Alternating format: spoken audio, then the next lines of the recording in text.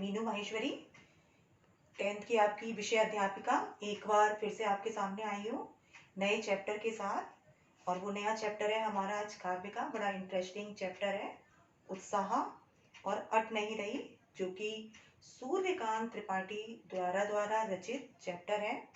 Interesting chapter है, बहुत अच्छा चैप्टर। तो आज हम उसी चैप्टर को पहले समझेंगे। तो चैप्टर समझने से पहले, क्योंकि चैप्टर का नाम है उत्साह और जो इसका दूसरा पार्ट है वो है अट नहीं रही, क्योंकि ये चैप्टर आपका बेटा हाफ ईयरली एग्जाम में भी आना है, तो ध्यान से जरा सा समझेंगे, है ना। तो ये चैप्टर के बारे में सबसे पहले हम चैप्टर को लेकर बेटा जो है कि जो इनके कौन है, क्या नाम है लेखक, सूर्यकांत त्रिपाठी निराला, पहले उनके बारे में जान लें थोड़ा सा, है ना। पेपर में एग्जाम में तो नहीं आता उनसे संबंधित, लेकिन फिर भी पता होना चाहिए। निराला जिन्होंने साहित्य के क्षेत्र में महत्वपूर्ण योगदान दिया, तो उनके बारे में हमें पता होना चाहिए। तो सबसे पहले उनके बारे में निराला, उनकी जन्म तिथि फरवरी 1896, उनकी जन्म तिथि जो है फरवरी 1896, जन्म स्थान बंगाल के मेहंदीपुर जिले में, कि उनका जो जन्म स्थान वो हुआ था जन्म बंगाल के मेहंदीपुर स्थान में।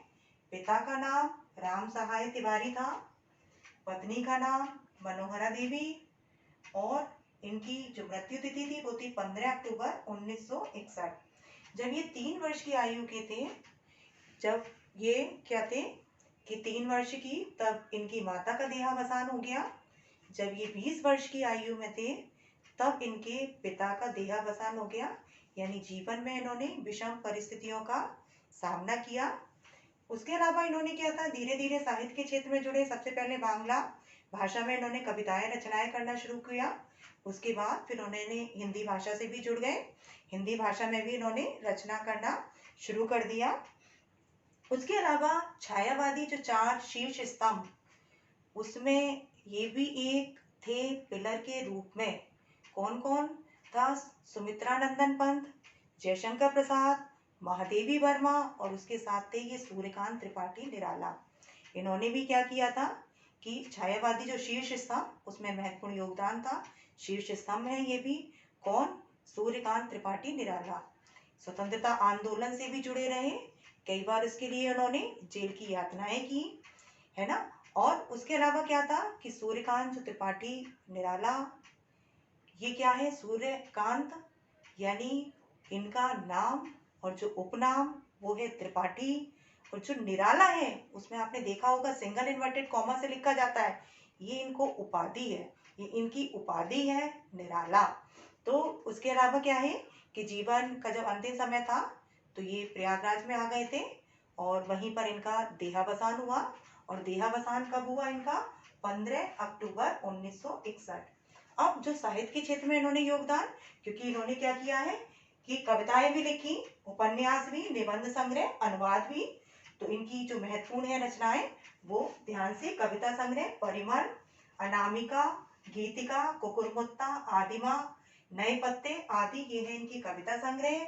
उपन्यास इनके जो हैं अप्सरा, अलका, काले कारनामे, प्रभावती, निरुपमा, चमेली आदि। इसके अलावा निबंध संग्रह, प्रबंध परिचय, प्रबंध प्रतिभा आदि। उसके अलावा अनुवाद जो है आनंद मठ, कपाल कुंडला, दुर्गेश नंदिनी, राज सिंह, राजरानी आदि, ये है इनकी रचनाएं। अब क्या है कि थोड़ा सा चैप्टर से रिलेटेड, पाठ से रिलेटेड, उत्साह जो हमारी ये कविता है पाठ से रिलेटेड, सबसे पहले थोड़ी सी मैं आपको इसकी जो है काव्य पंक्तियां, क्योंकि छोटी सी कविता है लेकिन भाव क्या है इसमें अथाह है, तो पहले जरा सा हम काव्य पंक्तियों को लेते हैं ताकि आप समझ सकें। तो काव्य पंक्तियां क्या हैं इसकी, कि बादल गरजो घेर घेर धराधर हो, कि बादल गरजो घेर घेर धराधर हो, ललित ललित काले घुंघराले बाल कल्पना कैसे पाले, विद्युत छवि उर में नव जीवन वाले, वज्र छिपा नूतन कविता फिर भर दो, बादल गरजो बादल गरजो। ये है पहला पैराग्राफ, स्टैंजा यानी। अब दूसरा जो पैराग्राफ है, दूसरा जो स्टैंजा है वो क्या है कि विकल विकल उन्मनते उन्मन, विश्व के निधाद के सकल जन, विश्व के निधाद के सकल जन, आए अज्ञात दिशा से अनंत के घन, तप्त धरा शीतल कर दो, बादल गरजो बादल गरजो। तो ये कविता है उत्साह, छोटी सी कविता 2 पैराग्राफ में। अब उसके से पहले यानी हम क्या करेंगे कि कविता कविता को थोड़ा सा समझ लेते हैं, कविता से संबंधित महत्वपूर्ण जानकारियां कि हमें पता होना चाहिए कि कविता में क्या है, ताकि मैं अर्थ की एक एक लाइन आपको समझाऊंगी तो आपको बहुत अच्छे से समझ में आएगा। पहले थोड़ा सा कविता के बारे में हम जान लेते हैं कि क्या बताना चाहा है उन्होंने सूर्यकांत त्रिपाठी निराला ने। तो सबसे पहले कि ये एक आवाहन गीत है। ये क्या है? आवाहन गीत। आवाहन कहते हैं पुकारना, पुकारना, आह्वान करना। जैसे आपने देखा होगा जब हम अनुष्ठान करते हैं, यज्ञ करते हैं, तो देवी देवताओं को पुकारते हैं, सूर्य चंद्र वरुण, है ना, तो ओम सूर्य देवाय नमः और आहुति डालते हैं, तो पुकारते हैं, आह्वान करते। तो ये भी क्या है? एक आह्वान गीत है। और आह्वान गीत है, इसमें कवि ने क्या किया है? बादलों को संबोधित किया है और बादलों को माध्यम बनाकर देश की आम जनता को संबोधित किया है, जगाना चाहा है। यानी ये जो है विषय बादल निराला का प्रिय विषय भी रहा है और बादलों को माध्यम बनाकर निराला जी ने अनेक रचनाएं भी की हैं। क्यों? क्योंकि उन्होंने बादलों को क्रांति का प्रतीक माना है, क्रांति का अग्रदूत माना है और बादलों को माध्यम बनाकर अनेक रचनाएं की हैं उन्होंने। किसने की है? सूर्यकांत त्रिपाठी निराला ने। अब क्या है कि रचना जब की इन्होंने तो यहाँ पर क्रांति का प्रतीक माना है और बादलों को माध्यम बनाकर देश की आम जनता में उत्साह का संचरण करना चाहा है, उत्साह का भाव जगाना चाहा है। किसने? और इसीलिए किसने? निराला जी ने। और इसीलिए पाठ का जो शीर्षक है वो क्या है? उत्साह। की जो शीर्षक है वो उत्साह इसीलिए है क्योंकि बादलों को माध्यम बनाकर देश की आम जनता को जगाना चाहे कि वो जागे, आलस्य को दूर करें और क्या है, जो अन्याय अत्याचार को सहन कर रहे हैं उसका विरोध करें, ऐसा कवि चाहता है। क्योंकि कवि देख रहा है आम जनता दुखी है, क्योंकि कवि का दृष्टिकोण कैसा है? समग्र, व्यापक। उसे प्राणी मात्र की चिंता है, उसके अंदर मैं का भाव नहीं है, उसका अंदर कौन सा भाव है? हम का भाव। उसके अंदर जो भाव है वो क्या है? वसुदेव कुटुंबकम का भाव है। उसके लिए संपूर्ण वसुधा यानी पृथ्वी क्या है? कुटुंब है, परिवार है। वो भाव है किसके अंदर? कवि के अंदर। कवि देख रहा है आम जनता दुखी है तो कवि भी क्या है? दुखी है लोगों को देखकर और वो चाहता है कि सब तरफ खुशहाली आए। तो उसके लिए लोगों को जगाना चाहता है कि वो जागे, अन्याय अत्याचार को सहन ना करें बल्कि उनका विरोध करें। उसके अलावा जो कवि है वो क्या कह रहा है कि बादलों को कि गरज के साथ बारिश करो तो लोग क्या करेंगे? जागेंगे। तो जो हमारे कविगण हैं, जो अन्य गण कवि, वो लीग से अलग हटकर, परंपरा से अलग हटकर कुछ ऐसी रचनाएं करें, कुछ ऐसी कविताएं करें कि जिससे लोगों के अंदर जोश का भाव जागृत हो। क्योंकि स्वतंत्रता आंदोलन में सभी जानते हैं, सबने अपनी अपनी तरह से सहयोग दिया था, है ना। अब हमारे जो कौन है कविगण, वो क्या करते हैं? जो हमारे क्या है कवि है, लेखक है, वो क्या करते हैं? अपनी लेखनी के माध्यम से लोगों के अंदर जोश का भाव जगाना चाहा उन्होंने भी। किसने? स्वतंत्रता आंदोलन के समय में। तो कवि किसको संबोधित कर रहा है? अन्य कवियों को भी, कि वो लीग से अलग हटकर, परंपरा से अलग हटकर कुछ ऐसी रचनाएं करें कि जिससे लोगों के अंदर जोश का भाव जागृत हो। क्योंकि कवि का काम क्या होता है? लेखनी के माध्यम से ऐसा लिखना कि लोगों के अंदर उत्साह का संचार कर देना। अब क्या है कवि उसके अलावा, क्योंकि हमारी जो अधिकांश जनसंख्या, क्योंकि हमारा देश क्या है? कृषि प्रधान देश। अधिकांश जनसंख्या किस पर आधारित है? कृषि पर, है ना। अब कृषि हमारी किस पर आधारित है? मानसून पर, बादलों पर, बारिश पर। अब कवि क्या कर रहा है? बादलों को संबोधित कर रहा है कि वो तेजी से वर्षा करें ताकि जो हमारे गर्मी से व्याकुल है जीवधारी पेड़ पौधे पशु पक्षी जीव जंतु, जो प्यास से व्याकुल है, बेचैन है, जो हमारे किसान अपनी फसल को देख रहे हैं सूखती, परेशान है, तो कवि कह रहा है बारिश करो बादलों, बादल, ताकि जो हमारे किसान हैं, जो हमारी आम जनता है, प्रसन्न हो जाए, सब तरफ शीतलता हो जाए, पृथ्वी शीतल कर दो। और ताकि क्या हो? हमारी जो फसल है खेतों में लहराने लगे। जब किसान खेतों में लहराती फसल को देखेगा तो वो क्या है? खुशी से झूम उठता है, उसकी खुशी का ठिकाना नहीं रहता। तो कवि क्या कर रहा है? बादलों को संबोधित कर रहा है कि वो गरज के साथ क्या करें? बारिश करें, ताकि जो सोई हुई हमारी जनता है वो जागे, अन्याय अत्याचार का विरोध करे उसके अलावा जो हमारे कविगण हैं, लीक से अलग हटकर, परंपरा से अलग हटकर कुछ ऐसा लिखें जिससे लोगों के अंदर जोशवाद जागृत हो, और जो हमारी प्यास से क्या है, जो गर्मी से परेशान है, धरती तृप्त है, उस तपती धरती को भी क्या करें, शीतलता प्रदान करें, खेतों में फसल लहराए, सब तरफ खुशहाली का वातावरण हो। ऐसी कवि की चाह है, ऐसी कवि की इच्छा है। ये पूरा पाठ की मैंने आपको दोनों पैराग्राफ की सभी रूप में आपने को बता दिया, इसलिए ताकि जब मैं आपको एक एक लाइन का अर्थ बताऊंगी तो आपको कहीं भी दिक्कत नहीं होगी समझने के लिए। अब क्या है बेटा कि सबसे पहले हम लेते हैं पाठ का संदर्भ। तो हम जब संदर्भ ले रहे हैं सब ध्यान से और सब देखकर उसको नोट्स भी बनाते जाएंगे बहुत अच्छे से। जैसे मैंने आपको बताया कि हाफ ईयरली में ये चैप्टर आना भी है बेटा, और हाफ ईयरली में क्या उसके बाद फाइनल एग्जाम में भी आना है बहुत अच्छे से, और अक्सर इसमें से आता भी है क्योंकि इंपॉर्टेंट चैप्टर है ये आपका। कौन सा? उत्साह। ये जो आपका है पहला हम इसका पार्ट ले रहे हैं क्योंकि दो पार्ट में है। सबसे पहले हम इसका ले रहे हैं उत्साह का, जो हम ले रहे हैं सबसे पहले उत्साह ले रहे हैं निराला जी का। तो उत्साह, उत्साह, ये है हमारा पाठ का नाम। थोड़ा मैं और डार्क कर दे रही हूँ ताकि आपको दिखे कि जो पाठ का नाम है वो क्या है, उत्साह।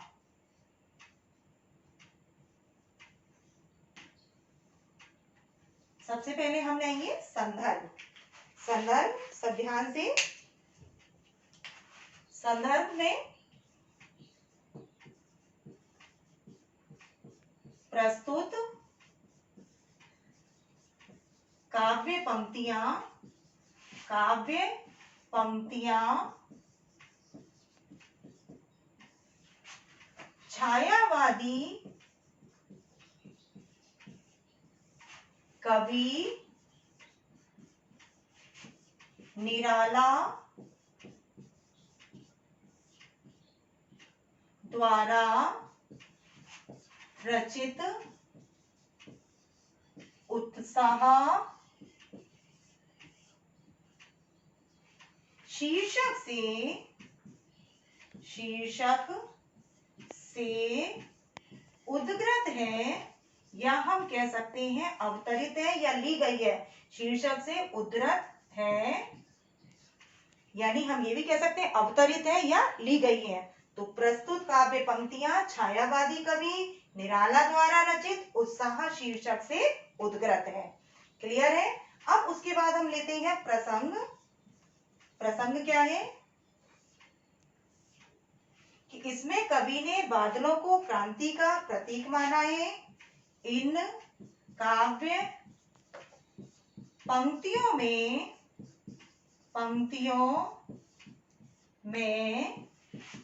कवि ने बादलों को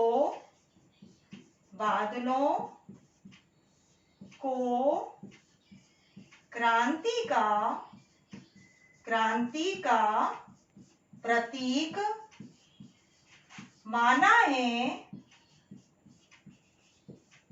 और बादलों को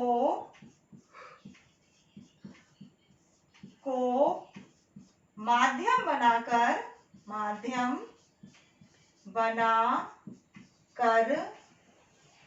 देश की आम जनता में उत्साह का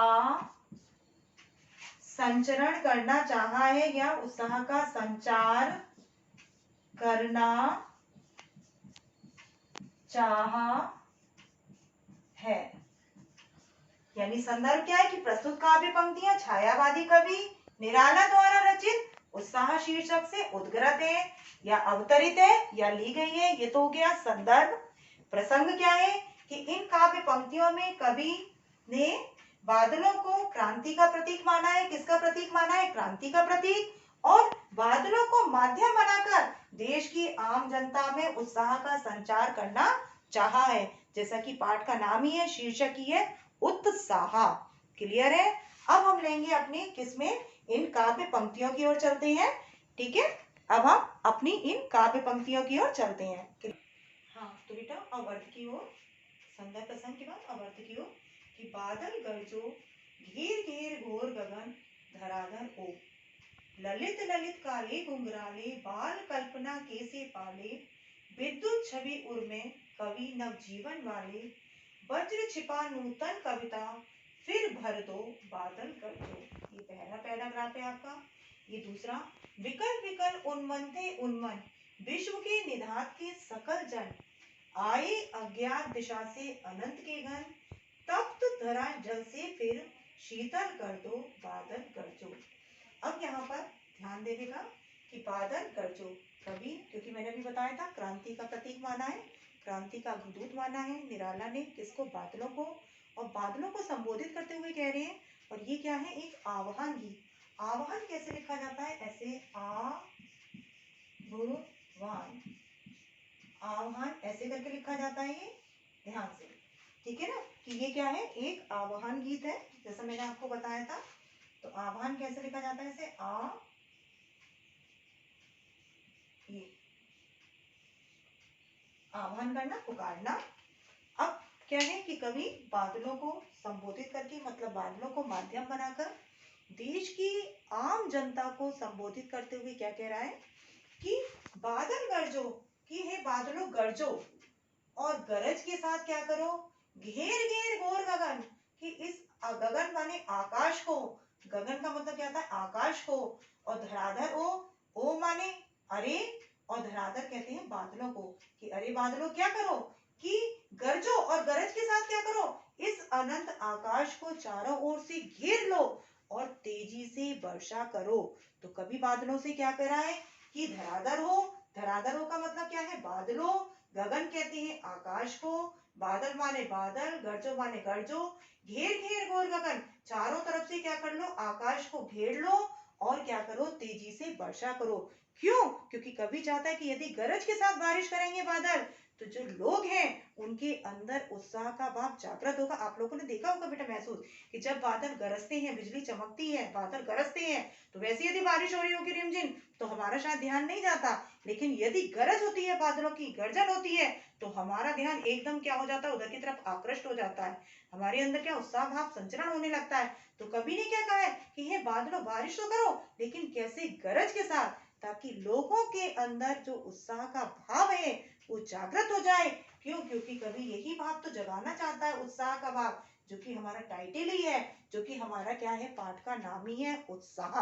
अब आगे कवि क्या कह रहा है कि ललित ललित काले घुंघराले, ललित ललित कहते हैं सुंदर सुंदर, काले घुंघराले, काले माने काले, घुंघराले माने घुंघराले, बाल कल्पना कैसे पाले, बाल माने बच्चों की, कल्पना माने कल्पना, कैसे माने के समान, पाले माने पाला हुआ है।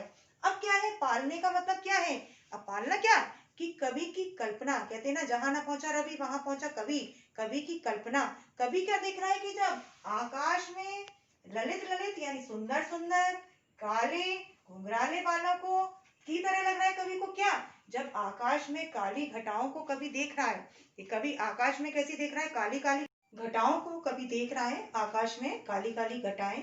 आपने देखा होगा जब बारिश होती है, काली काली घटाएं, आकाश में काले काले बादल छा जाते हैं। आपने एक लाइन देखी होगी ना, ऐसे करके लाइनें बननी शुरू हो जाती है काली काली, है ना, वो कहलाती है घटाएं।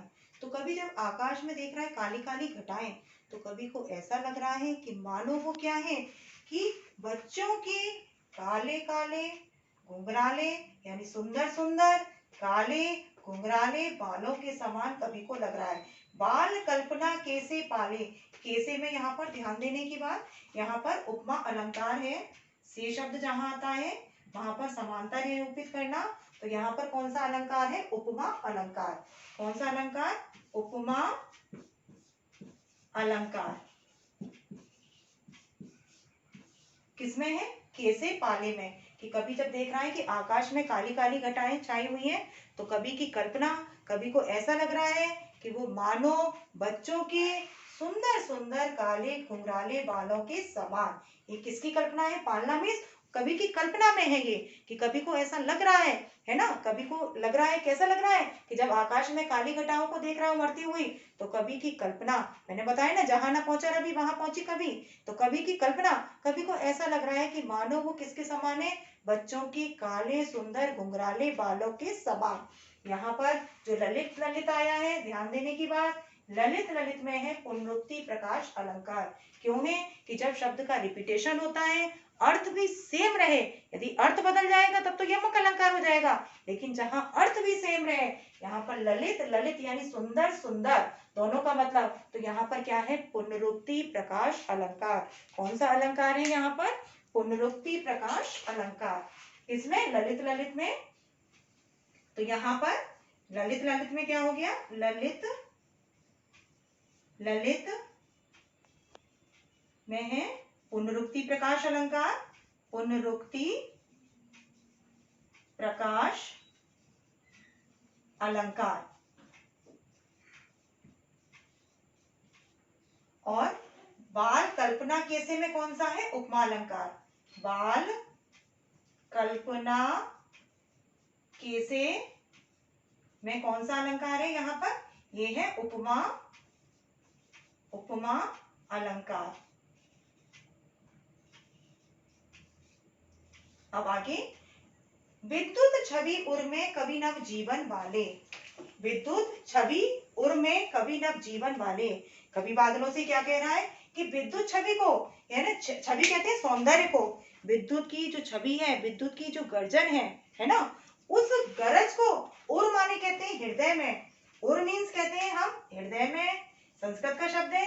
कवि कह रहा है उसे अपने अंदर हृदय में छिपा के मत रखो, बल्कि क्या करो, बिजली की गरज के साथ तुम क्या करो, तेजी से वर्षा करो, ताकि क्या हो कि कवि नव जीवन वाले, कि लोग जागे, आलस्य को दूर करें, जागे, अन्याय अत्याचार का विरोध करें, ताकि समाज का नव निर्माण हो सके, है ना, लोगों में नव जीवन का संचार हो सके। और यही कवि चाहता है कि जो दुखी लोगों को देख रहा है कि जो क्या है, अन्याय अत्याचार को सहन कर रहे हैं, आलस में पड़े हैं, तो कवि कह रहा है कि आलस को दूर करो और अन्याय अत्याचार का विरोध करो, समाज का नव निर्माण करो, है ना, और नव जीवन का संचार करो। अब आगे कवि क्या कह रहा है कि वज्र छिपा नूतन कविता फिर भर दो बादल गरजो, कि वज्र के समान कठोर बनकर, यानी वज्र को अपने अंदर छिपा के मत रखो, वज्र के समान क्या बन जाओ, कठोर बन जाओ एकदम, और कठोर बन के क्या करो कि तेजी से वर्षा कर दो, जिससे हमारे जो कवि हैं, अन्य कवि, वो लीक से अलग हटकर, परंपरा से अलग हटकर क्या करें, नूतन कविता, नूतन कहते हैं नई, कविता माने कविता, यानी ऐसी कविताओं की रचना करें, ऐसा लिखें जिससे लोगों के अंदर जोश का भाव जागृत हो। और कवि जोश का भाव ही तो जगाना चाहता है, किसमें, आम जनता में, कि लोग जागे, अन्याय अत्याचार का विरोध करें, जो हमारे आलस में पड़ी है जनता जागे, समाज का नव निर्माण करे, उत्साहित हो। और कभी लोग को बादल को माध्यम बनाकर जनता के अंदर उत्साह के भाव का ही संचरण करना चाहता है, जैसा कि पाठ का शीर्षक का ही नाम है। और बादल गरजो, कभी बादलों को संबोधित करते हुए कह रहा है कि हे बादलों गरजो, और गरज के साथ क्या करो, इस पृथ्वी को कर दो कैसा, शीतल कर दो। अब आगे क्या है कि बिकर बिकर उन्मनते उन्मन, विश्व के निगाह के सकल जन। अब कवि क्या कह रहा है कि बिकर बिकर, यानी कवि को बादल कुछ कैसे लग रहे हैं, बिकर बिकर, यहाँ पर भी पुनरुक्ति प्रकाश अलंकार है। बिकर बिकर का मतलब क्या है, बेचैन बेचैन, व्याकुल व्याकुल। कवि को बादल को देखकर ऐसा लग रहा है, व्याकुल है, बेचैन है। और उन्मनते उन्मन, उन्मनते उन्मन कहते हैं दुखी, कि बादल ऐसे लग रहे हैं ऐसे दुखी। अब बेटा ऐसा तो है नहीं कि बादल दुखी होंगे, परेशान होंगे या बेचैन होंगे। अब क्या है बेटा कि बात ध्यान देने की, कि हम कहते हैं प्रकृति हमारे साथ रोती है और प्रकृति हमारे साथ हंसती है। कैसे बेटा, कि यदि हम प्रसन्न होते हैं तो हमें अपने आसपास का सारा वातावरण कैसा लगता है, प्रसन्न है। यदि हम प्रसन्न हैं, यदि हम दुखी हैं, तो हमें अपने आसपास का भी वातावरण कैसा लगेगा, दुखी लगेगा। आपने कभी महसूस किया होगा, परेशान है, सामने वाला कितनी भी अच्छी बात कर रहा हो, आपको अच्छी नहीं लगेगी, है ना। यदि आप क्या है कि यदि प्रसन्न है, सामने वाला कितनी भी खराब बात करे, आपके विरोध में भी करे, तो आपको वो भी बात अच्छी लग जाएगी। क्यों, क्योंकि जब हम प्रसन्न होते हैं तो हमें आसपास का वातावरण प्रसन्न में लगता है। यदि हम दुखी हैं तो आसपास का वातावरण भी क्या हमें दुख में लगता है। अब क्यों? क्योंकि कवि दुखी है, परेशान है, आम जनता को वो दुखी देख रहा है। क्यों? क्योंकि कवि के अंदर क्या है? समग्र यानी व्यापक दृष्टिकोण है कवि का। उसका जो दृष्टिकोण है समग्र है, व्यापक है। उसे प्राणी मात्र की चिंता है, उसके अंदर मैं का भाव नहीं है कवि के अंदर। कवि के अंदर क्या है? हम का भाव, वसुधैव कुटुंबकम का भाव। उसके अंदर संपूर्ण वसुधा ही क्या है? उसका परिवार है। तो कवि देख रहा है कि लोग दुखी हैं, तो कवि भी क्या है? दुखी है, परेशान है। और उसको ऐसा लग रहा है कि बादल भी क्या है? कुछ दुखी है, परेशान है। क्योंकि कवि दुखी है तो कवि को बादल भी कैसा लग रहे हैं? दुखी, परेशान, व्याकुल, बेचैन। तो यहाँ पर क्या है? विकल विकल। विकल विकल का मतलब क्या है? व्याकुल, बेचैन।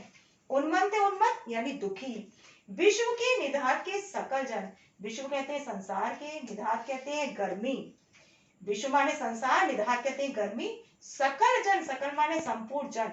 कवि को ऐसा लग रहा है, क्या अर्थ निकलेगा कि वो जो बादल है दुखी, उनके दुखी होने का कारण क्या है? कि वो लोगों को देख रहे हैं कि जो जीवधारी है धरती पर, वो कैसे हैं? दुखी हैं, परेशान है। और शायद उनके दुख को देखकर ही, कि वो क्या है? गर्मी से क्या है? दुखी है, परेशान है। और शायद उनके दुख को देखकर ही कौन दुखी है? बादल। तो कवि क्या कह रहा है कि हे बादलों, इसके लिए तुम क्या करो कि आए अज्ञात दिशा से अनंत के घन। आए माने आ जाओ, अज्ञात दिशा किसी भी दिशा से, और अनंत के घन, इस अनंत आकाश को, घन कहते बादल, कि हे बादल इस अनंत आकाश को क्या करो? चारों ओर से तुम घेर लो, और तप्त धरा जल से शीतल कर दो, बादल गरजो। तप्त माने तपती हुई, धरा कहते हैं पृथ्वी को, जल से क्या कर दो? फिर शीतल कर दो, यानी तेजी से वर्षा करो, ताकि जो तप्त माने तपती हुई धरती है वो कैसी हो जाए? शीतल हो जाए, हरी भरी हो जाए। क्योंकि मैंने आपको बताया था हमारा देश क्या है? कृषि प्रधान देश। अधिकांश जनसंख्या कृषि पर आधारित है, और हमारी कृषि किस पर? मानसून पर। तो क्या है? किसान हमारे दुखी हैं, परेशान हैं। उनकी निगाह किधर है? बादलों की तरफ है। सूखा पड़ता है, अपनी फसल को सूखते, उनकी निगाह किधर है? बादलों की तरफ। तो कभी भी क्या है? क्योंकि कभी भी किससे जुड़ा हुआ है? ग्रामीण परिवेश से। कभी देख रहा है कि हमारे किसान क्या है? दुखी है, परेशान है। कभी भी क्या है? दुखी है, परेशान है। तो बादलों को संबोधित कर रहा है कि क्या करो?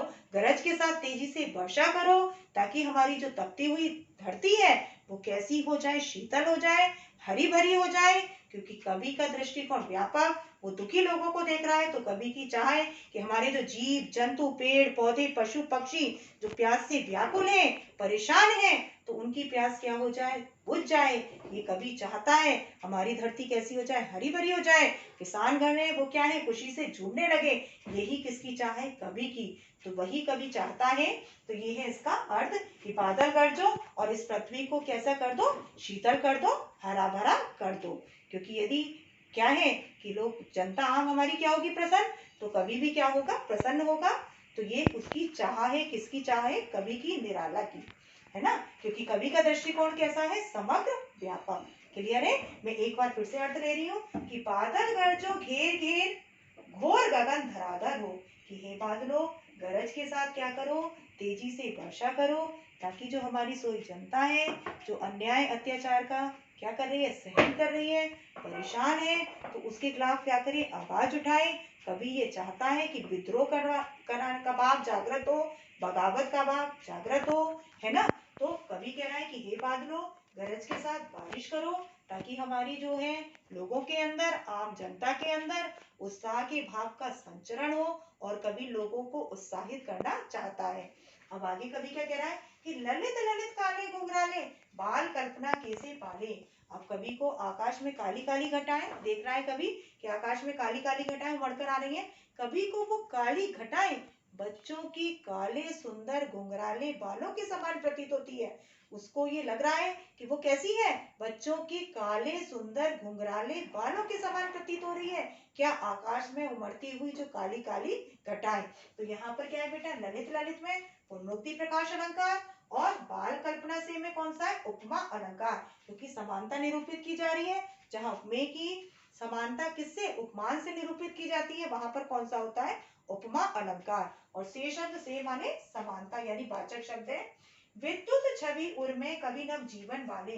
कवि कह रहे हैं कि बिजली की गरज के साथ क्या करो? तेजी से पृथ्वी पर वर्षा करो, ताकि लोग जागे, उत्साहित हो, और क्या करें? अन्याय अत्याचार के खिलाफ आवाज उठाएं, और समाज का नव निर्माण करें, और लोगों को नवजीवन प्रदान करें। अब आगे कवि क्या कह रहा है कि वज्र छिपा नूतन कविता फिर भर दो बादल गरजो, कि वज्र को यानी अपने हृदय में मत छुपा कर रखो कठोरता को, बल्कि कठोरता को क्या करो, लोगों के आगे प्रकट करो, कठोर बनकर बादल क्या करो, तेजी से वर्षा करो, ताकि जो हमारे अन्य कवि हैं, जो दूसरे कवि, वो लीक से अलग हटकर यानी परंपरा से अलग हटकर कुछ ऐसा लिखें कि जिससे लोगों के अंदर जोश भाव जागृत हो। और कभी लोगों के अंदर क्या है कि वो क्या है, लीक से अलग हटकर ऐसी रचनाएं करें, ऐसा लिखें कि ताकि लोगों के अंदर जोश का भाव जागृत हो, उत्साह का भाव जागृत हो। और यही भाव जगाना चाहता है कवि। तो कवि कह रहा है कि हे बादल गरजो और गरज के साथ तेजी से वर्षा करो। अब आगे क्या है कि विकल विकल उन्मनते उन्मन विश्व के निधात के सकल जन। अब कवि को बादल कैसे लग रहे हैं कि दुखी लग रहे हैं, परेशान, बेचैन, व्याकुल। कवि बादलों से पूछ रहा है कि तुम्हारे दुखी होने का क्या कारण है, बेचैन होने का, व्याकुल होने का क्या कारण है, क्योंकि कवि दुखी है तो कवि को बादल भी कैसे लग रहे हैं, दुखी। तो उनसे पूछ रहा है तो कवि को लग रहा है कि शायद तुमको इसलिए दुख है, तुमको किस लिए कि विश्व के निधात के सकल जन, कि संसार के जो लोग हैं उनको तुम शायद देख रहे हो गर्मी से व्याकुल, परेशान। जो हमारे पेड़ पौधे, पशु पक्षी, जीव जंतु क्या है, प्यास से व्याकुल है, गर्मी से परेशान है। तो शायद उनकी परेशानी को देखकर क्या है, तुम भी दुखी हो रहे हो। अब आगे क्या कह रहा है कवि कि और क्या है, जो हमारे मैंने बताया कि हमारा देश क्या कृषि प्रधान, अधिकांश जनसंख्या कृषि पर आधारित, कृषि मानसून पर आधारित। कभी किसान को दुखी देख रहा है तो कभी बादलों को संबोधित करते हुए कह रहा है कि उसके लिए क्या करो तुम कि आए अज्ञात दिशा से अनंत के घन, कि किसी भी दिशा से आ जाओ और इस अनंत आकाश को, चारों ओर से अनंत कहते हैं जिसका कोई अंत ना हो, घन कहते हैं बादल, कि किसी भी दिशा से आ जाओ और उससे क्या करो, तप्त धरा जल से शीतल कर दो बादल गरजो, कि क्या करो, तेजी से क्या करो, गरज के साथ वर्षा करो, जिससे क्या है हमारी जो धरती, जो तपती हुई धरती है वो क्या हो जाए, शीतल हो जाए, खेतों में फसल लहराने लगे। और जब खेतों में फसल लहराएगी तो किसान क्या है, झूमने लगेंगे, उनकी प्रसन्नता खुशी का ठिकाना नहीं रहेगा। और कभी ऐसा ही चाहता है, क्योंकि कभी भी ग्रामीण परिवेश से जुड़ा हुआ है, कभी देख रहा है कि हमारे किसान दुखी हैं, निगाह उनकी किस तरह बादलों की ओर है, तो कभी बादलों को संबोधित करते हुए कह रहा है कि क्या करो उससे, कि तेजी से वर्षा करो गरज के साथ, ताकि हमारी जो खेतों में फसल लहराने लगे, किसान हमारे झूमने लगे, सब तरफ हरियाली हरियाली दिखाई दे, सब तरफ खुशहाली दिखाई दे। और यही कवि चाहता है। क्यों? क्योंकि कवि का दृष्टिकोण क्या है, समग्र व्यापक, प्राणी मात्र की चिंता। वो लोगों को प्रसन्न देखना चाहता है, खुश देखना चाहता है। उसकी प्रसन्नता में, लोगों की प्रसन्नता में ही उसकी प्रसन्नता निहित है, छिपी हुई है। ये भाव छिपा हुआ है किसके अंदर, कवि। और कवि लोगों के अंदर उत्साह का संचरण करना चाहता है, खुशियां लाना चाहता है, सब तरफ प्रसन्नता, हरियाली, यही कवि की चाह है। तो ये है बेटा कविता उत्साह, जो कि निराला द्वारा रचित है। निराला मैंने जैसे बताया उनका सरनेम है, उपाधि है, मतलब उनका सूर्यकांत त्रिपाठी सरनेम है, उपनाम है जिसे हम बोलते हैं, सूर्यकांत नाम है, त्रिपाठी उपनाम है, सरनेम जिसे आप बोलते हो, और निराला क्या है, इनकी उपाधि। ये उपाधि है जो लगती है, इसको हम इसीलिए सिंगल इन्वर्टेड कॉमा में लिखते हैं, निराला। तो ये हो गया बेटा। अब हमारा जो है काव्य का सौंदर्य रहेगा, और काव्य का सौंदर्य सब ध्यान से, बस लास्ट इसका बचा है आपका काव्य का सौंदर्य, सबकी निगाह, और अच्छे से समझेंगे, अर्थ भी सबको समझ में आया होगा बहुत अच्छे से। काव्य का सौंदर्य के अंतर्गत जो काव्य की सुंदरता को बढ़ाए, जिसको हम कहते हैं शिल्प सौंदर्य भी, चाहे आप इसको काव्य सौंदर्य कह लो, चाहे आप इसको क्या कह लो, शिल्प सौंदर्य भी कह लो, बात एक ही है। तो काव्य सौंदर्य, काव्य की सुंदरता का क्या बढ़ाते हैं, रस, छंद, अलंकार, है ना, ये सब क्या बढ़ाते हैं, काव्य की सुंदरता, कि रस, छंद, अलंकार, ये सब क्या बढ़ाते हैं, काव्य की सुंदरता।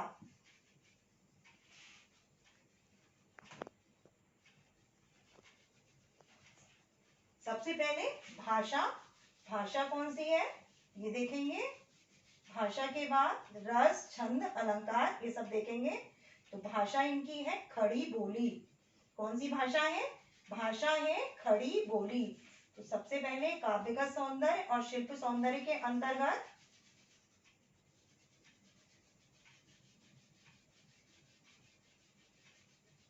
काव्य का सौंदर्य या शिल्प सौंदर्य के अंतर्गत हम देखेंगे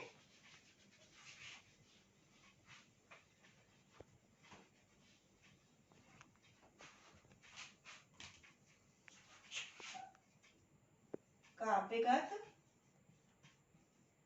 सौंदर्य, या जिसको हम बोलते हैं शिल्प सौंदर्य।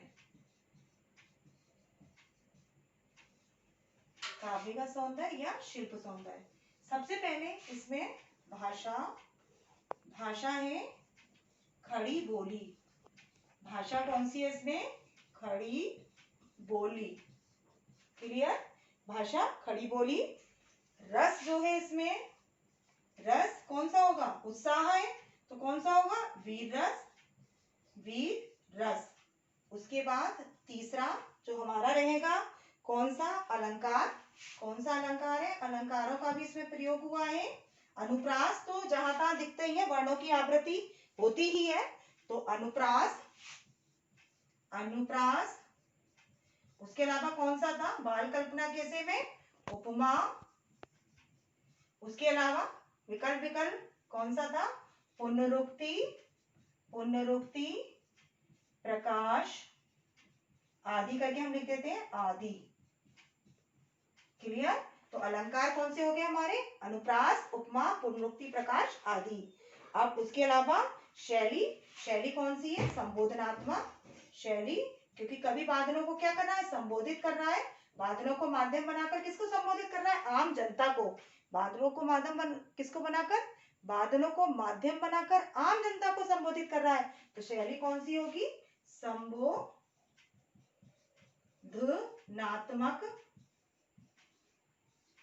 उसके अलावा क्या है? पांचवा, संस्कृत के तत्सम शब्दों का भी प्रयोग हुआ है। संस्कृत के तत्सम शब्दों का भी प्रयोग हुआ है। जैसे कौन कौन से आए थे संस्कृत के शब्द? है ना, संस्कृत के तत्सम शब्द भी आए थे। कौन कौन से हुआ है? विद्युत, विद्युत। उसके अलावा विकल, निदाद। उसके अलावा अज्ञात, अज्ञात, अनंत आदि, अनंत आदि। इस क्या है? संस्कृत के तत्सम शब्दों का भी प्रयोग हुआ है। तो फिर से देख लें, भाषा कौन सी है? खड़ी बोली। रस कौन सा है? वीर रस। अलंकार अनुप्रास, उपमा, पुनरुक्ति, प्रकाश आदि अलंकार है। उसके अलावा शैली है संबोधनात्मक है। संस्कृत के तत्सम शब्दों का भी प्रयोग हुआ है, जैसे विद्युत, विकल, निधात, अज्ञात, अनंत आदि। तो ये क्या है? काव्य का सौंदर्य या शिल्प सौंदर्य। तो बेटा सबको अच्छे से समझ में आया होगा। थोड़ा सा आप देखिएगा, वीडियो को अच्छे से समझिएगा, सबको बहुत अच्छे से समझ में आएगा। प्रैक्टिस करिए, क्योंकि प्रैक्टिस मेक्स मैन परफेक्ट। तो इसी के साथ बेटा क्लास ओवर करने जा रही हूँ। ठीक है, बाय बेटा, टेक केयर।